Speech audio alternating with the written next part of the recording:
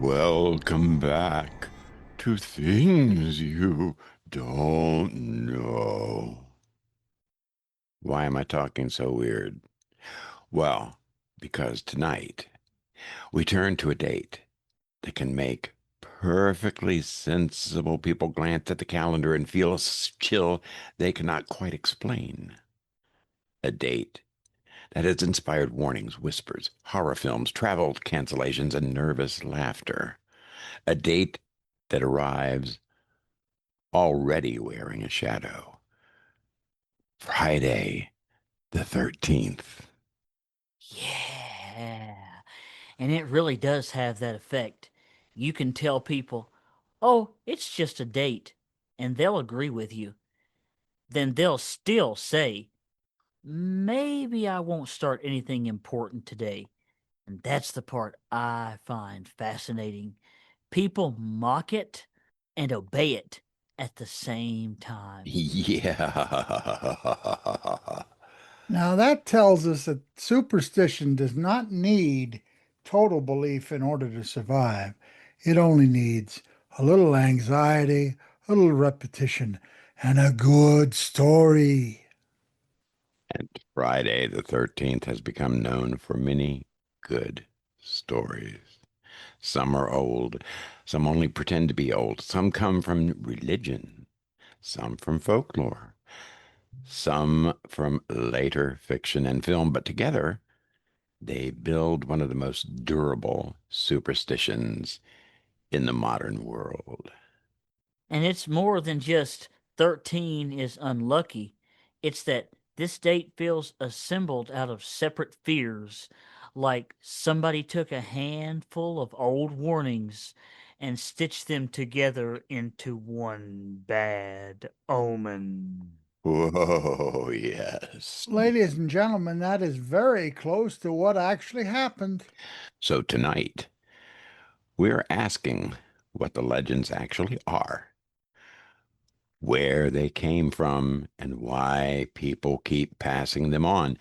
Why is 13 unsettling? Why was Friday dark in some traditions? Why did the two eventually merge? And why, in a world of science, statistics, digital calendars, does this date still manage to feel wrong? Let's begin with the number 13 because that fear predates the full Friday the 13th superstition. One reason 13 feels ominous may be that it disrupts a number humans often associate with order. 12, 12 months, 12 signs of the zodiac, 12 Olympian gods in Greek tradition, 12 apostles, 12 tribes of Israel. 12 has long been associated with a sense of completeness. So if 12 feels like a closed circle, then 13 feels like something stepping across the line. It's the number after the order, the number after the pattern is supposed to end. Now, that alone doesn't create terror, of course, but it creates discomfort. And folklore loves to build on discomfort. That makes sense to me because, well, 13 doesn't feel creepy by math, it feels creepy by symbolism. It has that one too many quality about it. And cultures often turn that feeling into stories. One of the most famous comes from the Christian tradition, the Last Supper. Jesus and the 12 disciples make 13 at the table, and in later retellings, Judas is strongly linked to the number as the betrayer among them, which would make 13 not just extra, but dangerous also. Not just off balance, but morally charged. And once a number becomes associated with betrayal, death, or collapse, then people start noticing it in other places. They begin repeating cautionary rules. 13 at a table is unlucky. The 13th guest brings misfortune, and one of those present may die before the year is out. That kind of warning sounds like it would spread easily in families. It is simple, memorable, and just specific enough to feel like old wisdom. And Christianity is not the only place or spiritual tradition where people find support for 13's bad reputation. There's a famous Norse legend in which 12 gods are feasting in Valhalla when Loki, the trickster, arrives as the unwanted 13th guest. Through Loki's interference, Balder, the beloved god, is killed by a mistletoe. That one almost sounds perfect. You have order, celebration, and then the 13th arrival is chaos itself walking through the door. Yes, and whether that legend directly caused the superstition or not, it certainly strengthened the pattern. The 13th presence becomes the disturbance that turns joy into mourning. There are also later legends about witches gathering in groups of 12 with the devil as the 13th presence. Historians debate how old some of these stories truly are, but the pattern is clear again and again. 13 is imagined not as a neutral number, but as one that tips the room into danger. And that may be why modern buildings still skip the 13th floor. It is one of those superstitions that people claim not to believe while designing around it anyway. A perfect example of fear shaping behavior long after belief grows thin. Now, let's turn to Friday. Today, many people think of Friday as freedom, the end of the work week, the beginning of the weekend, but older traditions could give Friday a much darker character. In Christian belief, the most important association is that Jesus was crucified on a Friday. That gave the day, in many parts of Christian Europe, a tone of sorrow, sacrifice, and death. And once a day gets connected to tragedy on that level, people begin attaching other tragedies to it too. Exactly. Folklore often works by clustering grim associations together. In later tradition, some people claim that Eve gave Adam the forbidden fruit on a Friday, that Cain killed Abel on a Friday, and that Noah's flood began on a Friday. These claims are not firmly grounded in scripture or tradition, but that is almost beside the point. They circulated, people repeated them, they took on weight by repetition. So, part of the superstition is not just religion, it's rumor wearing religious clothing. And I've also heard people say that Friday was considered a bad day to make a voyage. Yes, in later maritime folklore, Friday was sometimes considered an unlucky day to set sail. Sailors were constantly surrounded by risk, and risky professions are a fertile ground for superstition. When men live close to storms, disease, piracy, shipwreck, and disappearance, almost any repeated warning can survive. And that part feels important. The more uncertain life is, the more attractive a superstition becomes, because at least it gives uncertainty a shape. If the sea is unpredictable, then don't sail on Fridays feels like control. It may not truly protect anyone, but it does give the illusion that danger can be managed. And some legends tie Friday to punishment and execution. That was particularly the case in England, right, Dr. Deneen? Absolutely. That was the day when many people were executed publicly. That goes And back to the 5th century. exactly. So in popular imagination, it could be a day of judgment. So by the time Friday and 13 begin to overlap, both already carry emotional baggage. which means Friday the 13th is not one bad symbol. It is two old shadows crossing each other. Now we move into the legends people most enjoy repeating because they make the date feel ancient, cursed, and almost theatrical. This is where Friday the 13th stops being just a superstition and starts feeling like a story somebody should whisper with the lights low. One of the most commonly repeated claims is that the Knights Templar were arrested on Friday, October the 13th, 1307, under orders from King Philip IV, known as Philip the Fair of France. The arrests were real, the torture and trials were real, the destruction of the order was real. Check out John J. Robinson's Dungeon, Fire, and Sword to learn more about that. And this sounds exactly like the kind of event that would poison a date forever. And it does. But historians are cautious.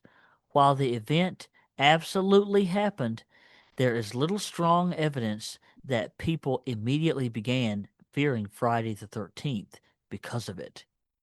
That explanation became especially popular much later, so it is less likely the origin and more likely a dramatic historical episode that people attach to a superstition that already existed in pieces. It's a backstory that feels too satisfying to let go. That happens a lot with dark folklore. People prefer a single cursed event to a slow, messy build-up. It's more cinematic. Wouldn't you say, Dr. Deneen? It certainly is, and Friday the 13th has benefited from cinema quite literally. Yeah, indeed. Before we get to film, though, there are other legends worth mentioning. Some traditions warned against beginning a marriage on Friday the 13th. Others said contracts signed on that day would go badly. There were warnings against travel, investing money, moving houses, moving your housing arrangements, or making any irreversible decision. Ooh, now this turns the whole day into a social pause button. Don't marry, don't sail, don't build, don't sign, don't risk. Just get through the date and try not to disturb whatever is out there. That's a scary way to live. It certainly is, but that's how cursed days function in folklore. They become dates to endure rather than days to use. And then there are the smaller things that gather around it, like broken mirrors, black cats, walking under ladders, spilled salt. See, those are all separate superstitions, but Friday the 13th pulls them all into its orbit. Yes, it becomes a magnet for older fears. A day already marked as unlucky can absorb every other omen a culture recognizes. It is almost like the folklore version of bad weather.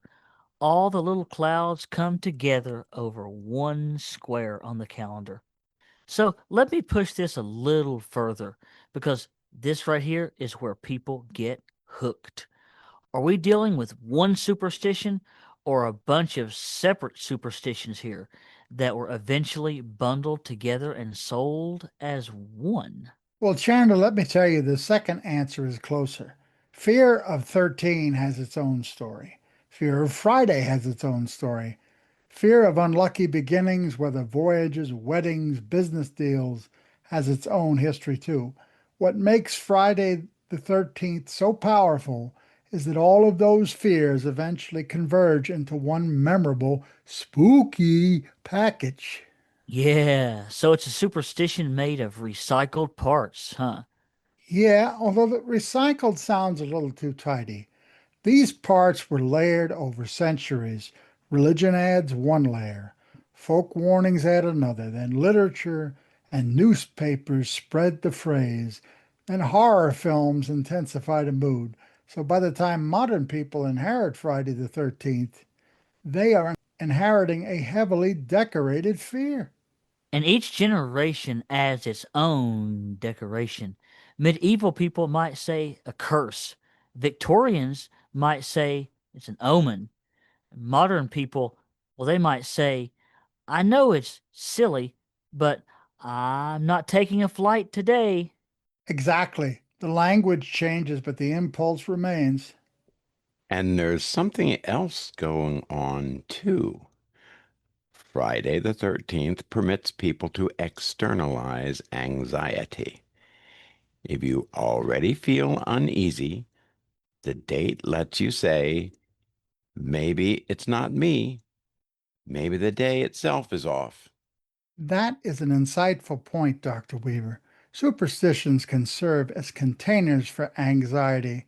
They relocate dread from the self to the world. I think Freud would call it a projection. I think you would too, Dr. Deneen, and this may be one reason that people enjoy them. A curse is scary, but it is also strangely comforting because it explains why the air feels tense. Yes, Jenny, you're right. And from a historical point of view, superstition is often less about ignorance than about emotional management. People fear ambiguity and lack of control, so a superstition is a way to live with uncertainty. And to dramatize it, people do not just want safety, they want meaning. Friday the 13th gives bad luck a stage entrance. Dun dun dun dun dun. By the modern era, the phrase Friday the 13th begins appearing more prominently in print. The major boost came from the 1907 novel Friday the 13th, which used the date as a symbol of panic and disaster. So the phrase starts moving from folklore into mass culture, basically. Yes, Hmm. and that matters quite a lot. Once newspapers, novels, and later films begin using a superstition, it becomes standardized. It is no longer just an old warning from your grandmother. It becomes a recognized cultural event.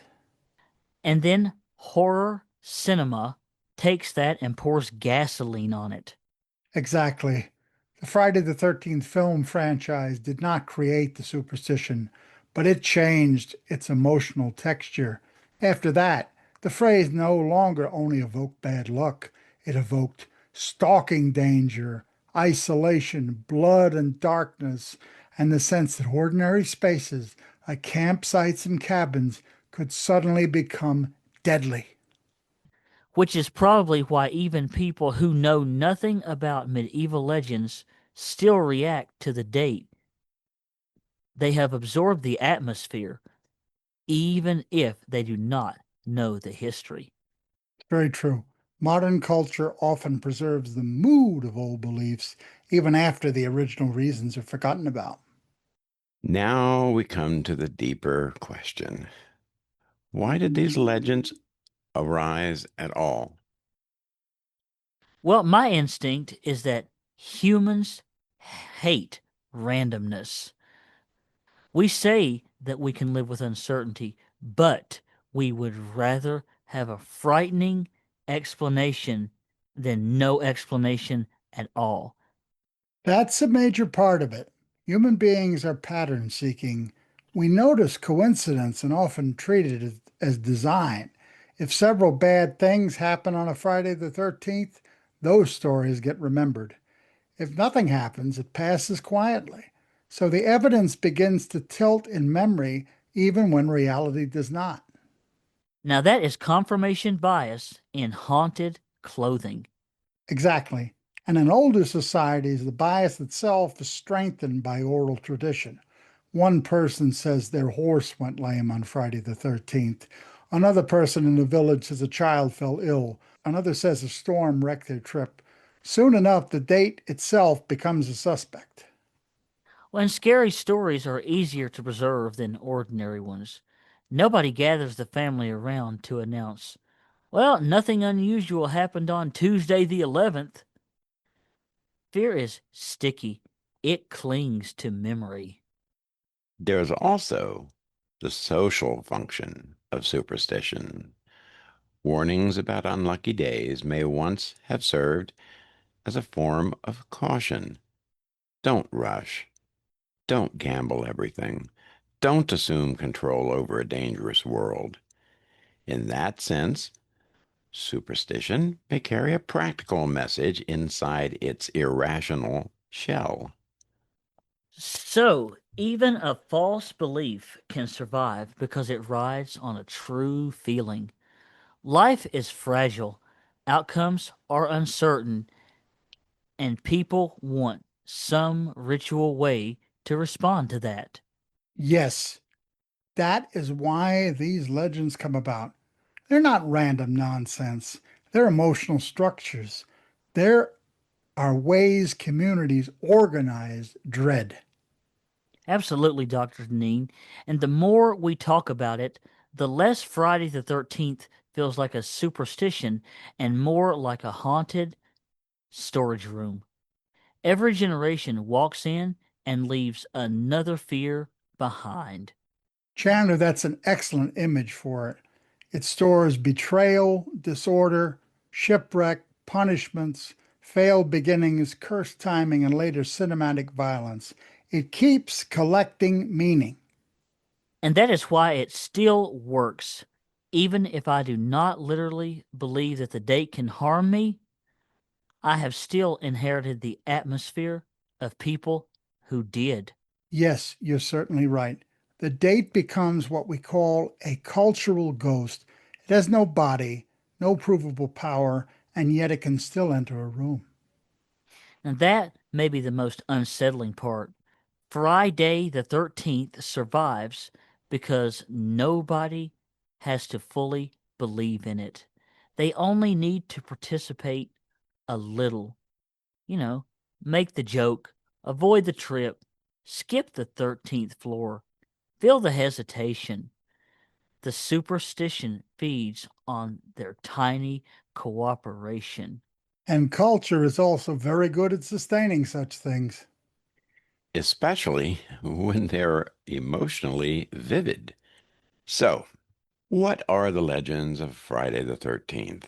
They include the fear of 13 as a number that breaks order, Christian associations with 13 as at the Last Supper, Norse tales of a deadly 13th ghost, old warnings about Friday as a sorrowful or dangerous day, maritime fears of setting sail on Friday, later claims about the Knights Templar, folks caution against marrying, traveling, or beginning anything serious on the date. And over time, all of it was strengthened by novels, headlines, and horror films. And why did those legends come about? Because people needed ways to explain risk, to organize fear, and to turn uncertainty into a story. They were trying to make chaos legible. Which is what superstition often is, a map of old anxieties drawn as if it were wisdom. And sometimes it's passed down so well that even people who reject it still feel it. That is why Friday the 13th remains with us. Not because the date proved itself cursed, but because human beings kept feeding it memory, coincidence, warning, and imagination. A superstition can endure for centuries when it speaks the language of dread clearly enough. And Friday the 13th speaks it fluently. Yeah. So when the next Friday the 13th appears on your calendar, Perhaps you will dismiss it. Perhaps you will laugh at it. Or you may feel that ancient little tug in the back of your mind. And that feeling that today may not be the day to test fate. And that feeling, ladies and gentlemen, whether rational or not, is part of a very old inheritance. Yeah, listen, thanks for listening to Things You Don't Know. Hope you enjoyed this, or at least you got something out of this little excursion into Friday the 13th. Hope you come back soon. Bye for now. Stay curious. And if you hear a knock at the door tonight, then maybe you should check the calendar first. Bye bye.